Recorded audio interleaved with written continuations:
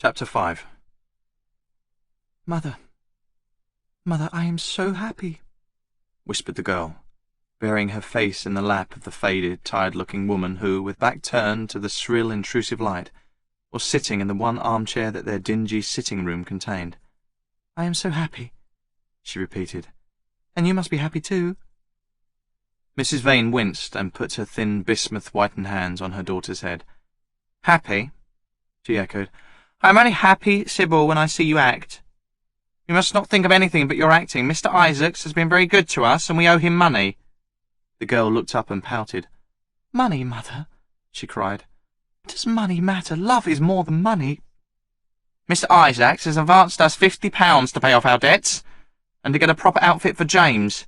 You must not forget that, Sibyl. £50 is a very large sum. Mr. Isaacs has been most considerate. He is not a gentleman, Mother, and I hate the way he talks to me, said the girl, rising to her feet and going over to the window. I don't know how we could manage without him, answered the elder woman, querulously. Sibyl Vane tossed her head and laughed.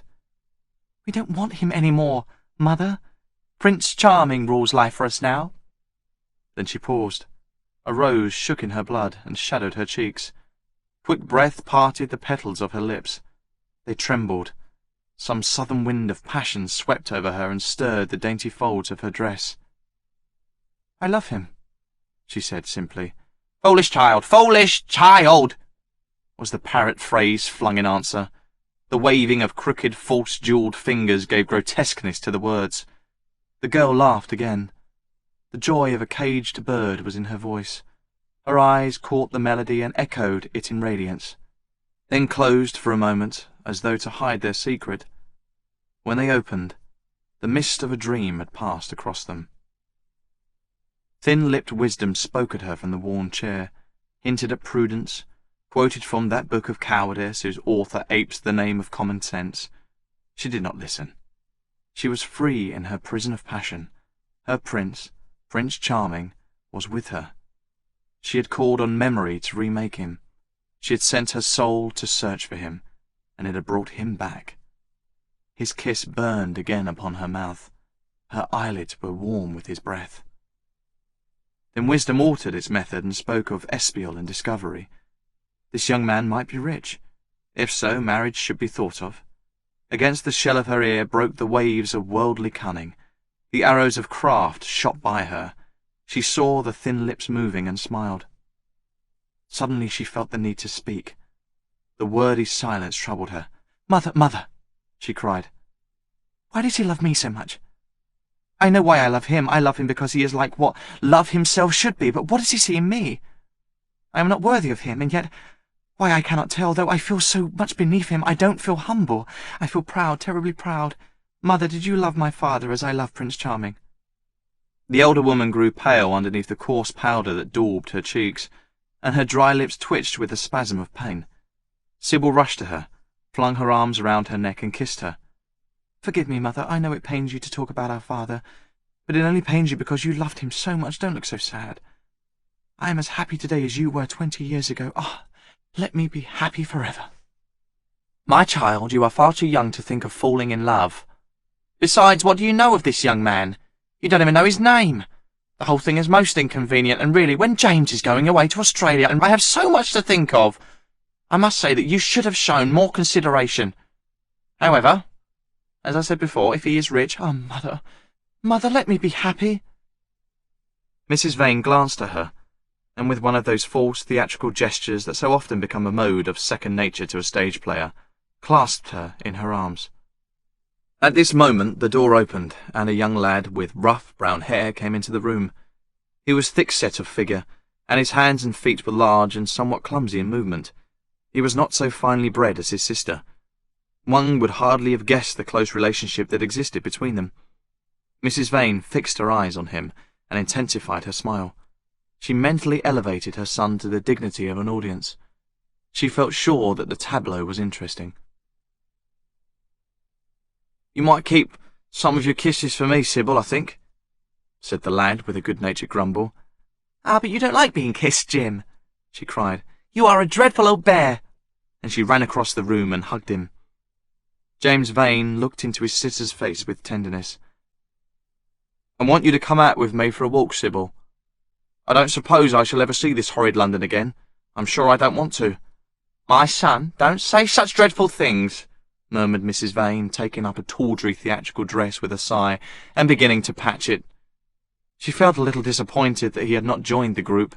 It would have increased the theatrical picturesqueness of the situation. Why not, Mother? I mean it. You pay me, my son. I trust you will return from Australia in a position of affluence. I believe there is no society of any kind in the colonies, nothing that I would call society, so when you have made your fortune, you must come back and assert yourself in London. Society, muttered the lad. I don't want to know anything about that. I should like to make some money to take you and Sibyl off the stage. I hate it. Oh, Jim, said Sibyl, laughing. How unkind of you.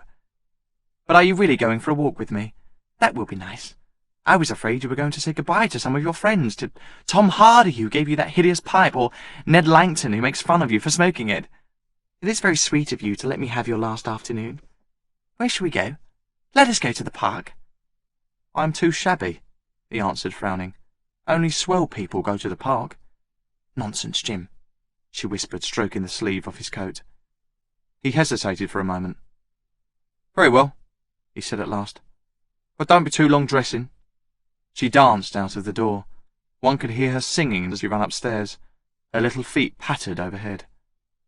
He walked up and down the room 2 or 3 times. Then he turned to the still figure in the chair. Mother, are my things ready? He asked.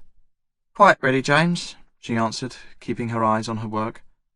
For some months past she had felt ill at ease when she was alone with this rough, stern son of hers.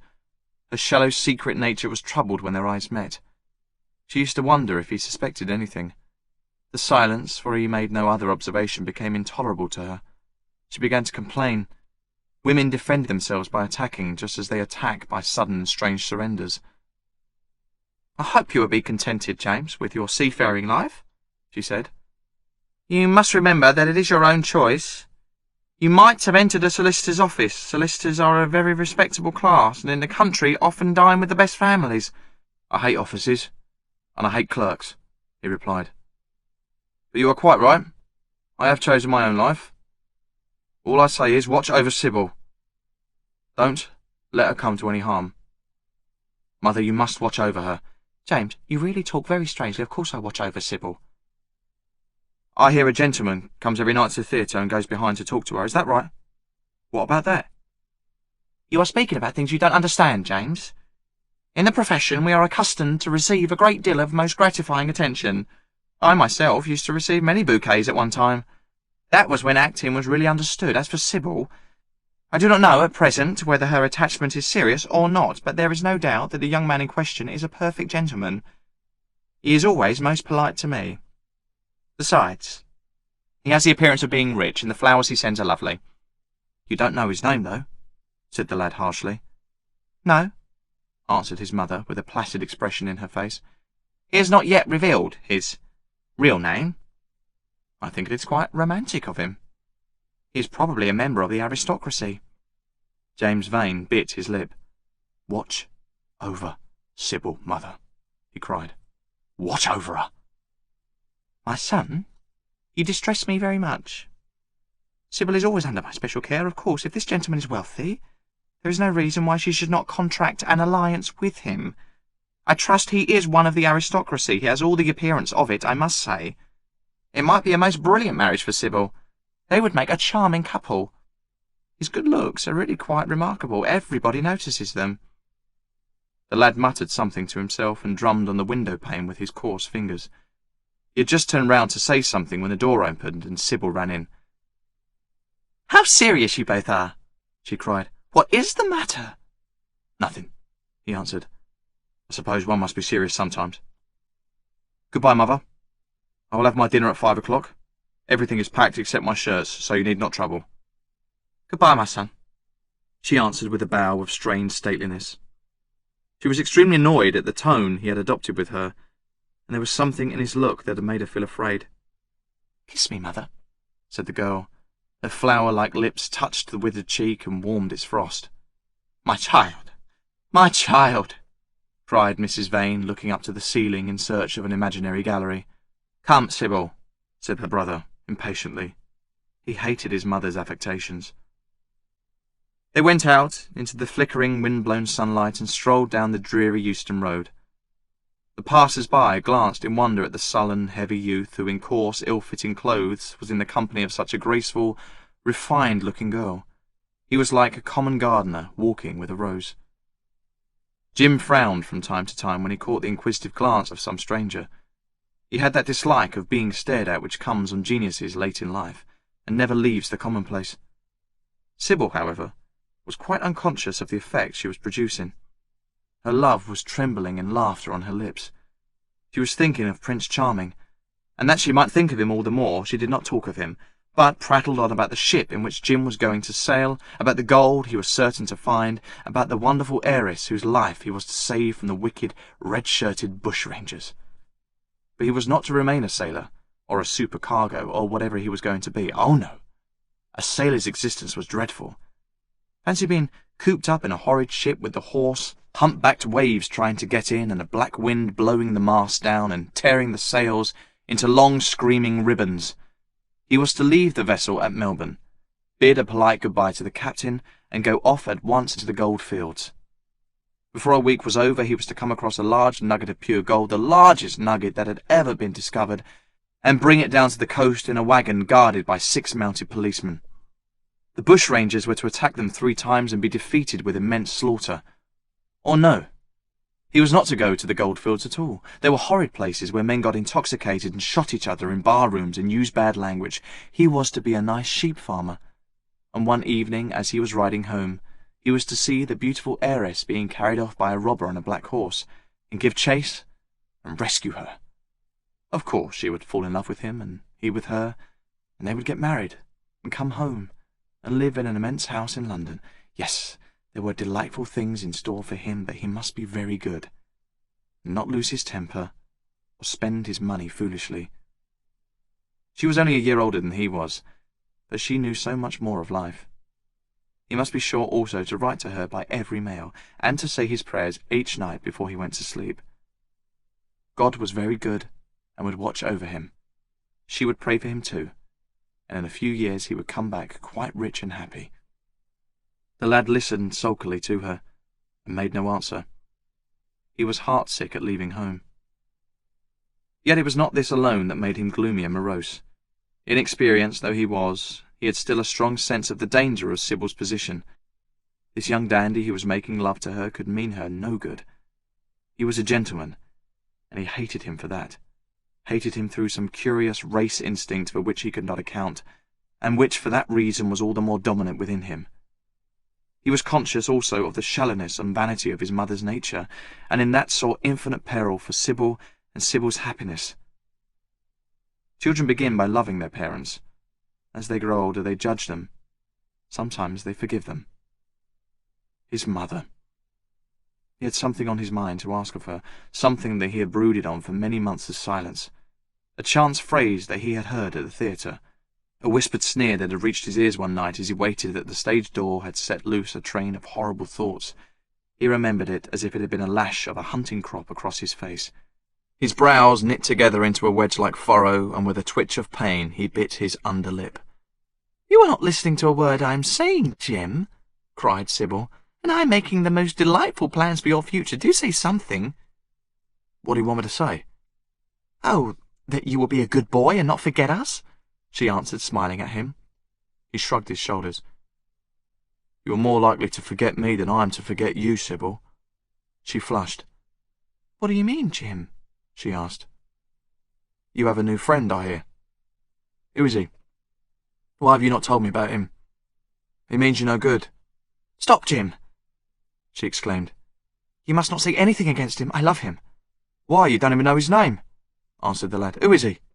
I have a right to know." "He is called Prince Charming. Don't you like the name?" "Oh, you silly boy. You should never forget it. If you only saw him, you would think him the most wonderful person in the world. Some day you will meet him when you come back from Australia. You will like him so much. Everybody likes him, and I love him. I wish you could come to the theatre tonight.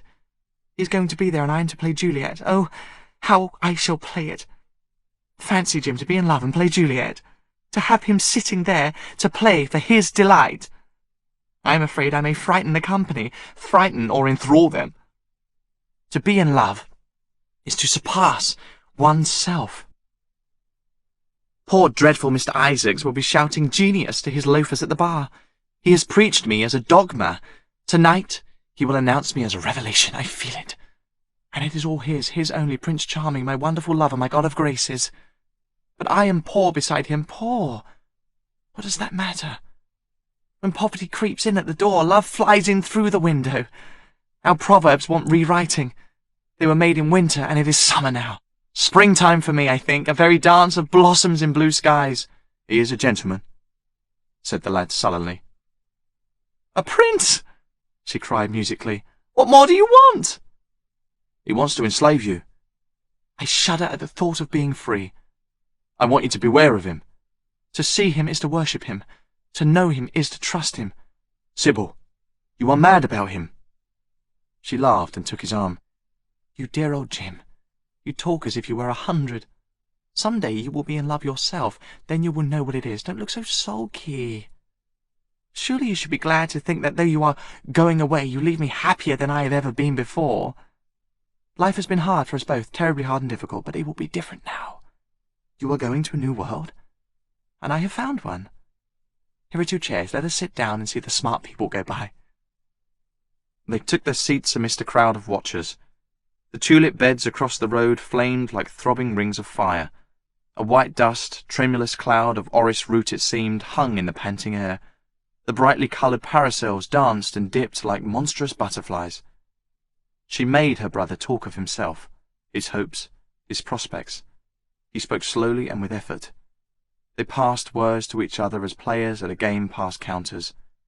Sibyl felt oppressed. She could not communicate her joy. A faint smile curving that sullen mouth was all the echo she could win. After some time she became silent.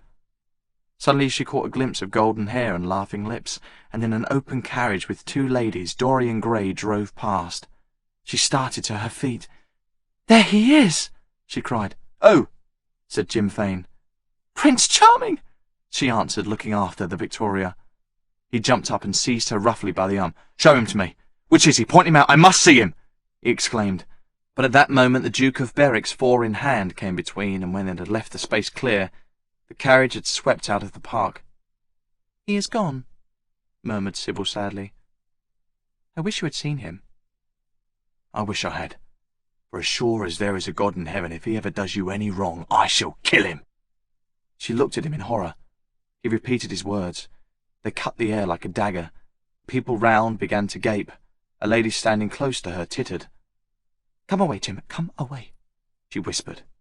He followed her doggedly as she passed through the crowd. He felt glad at what he had said. When they reached the Achilles statue, she turned round. There was pity in her eyes that became laughter on her lips. She shook her head at him. "You are foolish, Jim. Utterly foolish, a bad-tempered boy, that is all. How can you say such horrible things? You don't know what you are talking about. You are simply jealous and unkind. Ah, I wish you would fall in love. Love makes people good, and what you said was wicked." "I am 16, he answered, "and I know what I'm about. Mother is no help to you. She doesn't understand how to look after you. I wish now that I was not going to Australia at all. I've a great mind to chuck the whole thing up. I would, if my articles hadn't been signed." "Oh, don't be so serious, Jim. You are like one of the heroes of those silly melodramas Mother used to be so fond of acting in. I'm not going to quarrel with you. I have seen him, and oh, to see him is perfect happiness. We won't quarrel. I know you would never harm anyone I love, would you?" "Not as long as you love him, I suppose," was the sullen answer. "I shall love him forever," she cried. "And he?" "Forever too." "He had better." She shrank from him, and she laughed and put her hand on his arm. He was merely a boy. At the Marble Arch they hailed an omnibus, which left them close to their shabby home in the Euston Road. It was after 5 o'clock, and Sibyl had to lie down for a couple of hours before acting. Jim insisted that she do so. He said he would sooner part with her when their mother was not present. She would be sure to make a scene, and he detested scenes of every kind. In Sibyl's own room they parted.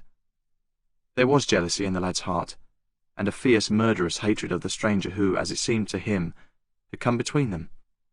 Yet when her arms were flung round his neck, and her fingers strayed through his hair, he softened, and kissed her with real affection. There were tears in his eyes as he went downstairs. His mother was waiting for him below. She grumbled at his unpunctuality as he entered. He made no answer, but sat down to his meagre meal. The flies buzzed round the table and crawled over the stained cloth. Through the rumble of omnibuses and the clatter of street cabs, he could hear the droning voice devouring each minute that was left to him. After some time he thrust away his plate and put his head in his hands. He felt that he had a right to know. It should have been told to him before, if it was as he suspected. Leaden with fear, his mother watched him. Words dropped mechanically from her lips. A tattered lace handkerchief twitched in her fingers. When the clock struck 6, he got up and went to the door. Then he turned back and looked at her. Their eyes met. In hers he saw a wild appeal for mercy. It enraged him. "Mother, I've something to ask you," he said. Her eyes wandered vaguely about the room. She made no answer. "Tell me the truth. I have a right to know. Were you married to my father?" She heaved a deep sigh. It was a sigh of relief. The terrible moment, the moment that night and day for weeks and months she had dreaded, had come at last, and yet she felt no terror. Indeed, in some measure, it was a disappointment to her. The vulgar directness of the question called for a direct answer. The situation had not been gradually led up to. It was crude. It reminded her of a bad rehearsal. "No," she answered, wondering at the harsh simplicity of life. "My father was a scoundrel, then?" cried the lad, clenching his fists. She shook her head. "I know he was not free. We loved each other very much. If he had lived, he would have made provision for us. Don't speak against him, my son. He was your father, and a gentleman. Indeed, he was highly connected." An oath broke from his lips. "I don't care for myself," he exclaimed. "But don't let Sibyl. It is a gentleman, isn't it, who is in love with her, or says he is. Highly connected too, I suppose." For a moment a hideous sense of humiliation came over the woman. Her head drooped. She wiped her eyes with shaking hands. "Sibyl has a mother," she murmured. "I have none." The lad was touched. He went towards her, and stooping down he kissed her. "I'm sorry if I've pained you by asking about my father," he said, "but I could not help it. I must go now. Goodbye. Don't forget that you will have only one child now to look after, and believe me, that if this man wrongs my sister, I will find out who he is, track him down, and kill him like a dog, I swear it." The exaggerated folly of the threat, the passionate gesture that accompanied it, the mad, melodramatic words made life seem more vivid to her. She was familiar with the atmosphere. She breathed more freely, and for the first time for many months, she really admired her son. She would have liked to have continued the scene on the same emotional scale, but he cut her short. Trunks had to be carried down, and mufflers looked for. The lodging-house drudge bustled in and out. There was the bargaining with the cabman. The moment was lost in vulgar details. It was with a renewed feeling of disappointment that she waved the tattered lace handkerchief from the window as her son drove away. She was conscious that a great opportunity had been wasted. She consoled herself by telling Sibyl how desolate she felt her life would be, now that she had only one child to look after. She remembered the phrase. It had pleased her. Of the threat she'd said nothing. It was vividly and dramatically expressed. She felt that they would all laugh at it some day.